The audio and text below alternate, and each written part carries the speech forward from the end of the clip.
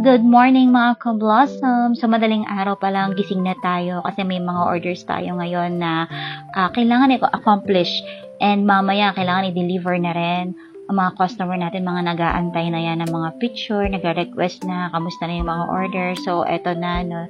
Dahil crafter tayo, kailangan diskarte. Madaling araw pa lang gigising na dahil maaga rin yung pasok ng mga bata. And then kapag nakapasok na, konting linis, then back to work na ulit. And etong bouquet na to is kailangan na ni customer today.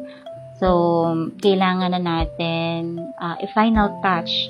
So, kapag na-arrange ko na lahat, na-wrap na yung bouquet, ang ginagawa ko is mini-makeupan ko na yung flowers.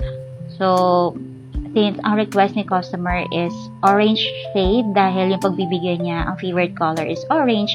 So, ang nilalagay ko po dun sa gitna ng flower is, ayan, light orange. Ayan, gaya po ng ginagawa ko, no? So, gagawa and nandiyan po sa caption yung link kung saan nyo po mabibili yung makeup na ginagamit ko. So, check out na mga ka-blossom dahil napakaraming shades na meron dyan and talagang napakatagal nyo siyang magagamit. So, very convenient gamitin itong makeup na to. And makikita nyo naman yung transformation ng flowers natin kapag kinukulayan natin. Mas lumalabas yung realistic at mas na-enhance yung mga colors nila.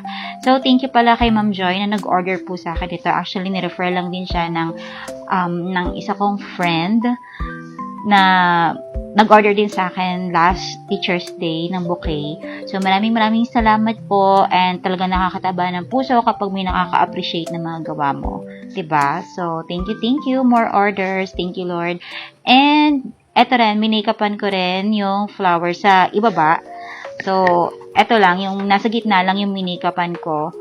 So, ang nilagay ko dito is may pagka-red-orange naman kasi medyo light yung pagka-orange nito. So, kailangan yung accent niya is medyo dark.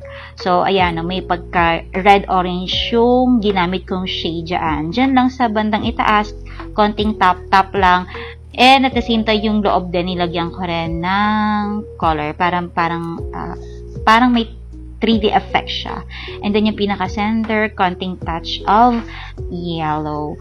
So, yun lang mga ka-blossom. Thank you so much sa panonood at nawa kahit pa paano may natutunan kayo sa akin for today. Good morning and be happy. Thank the Lord always. God bless everyone. Thank you.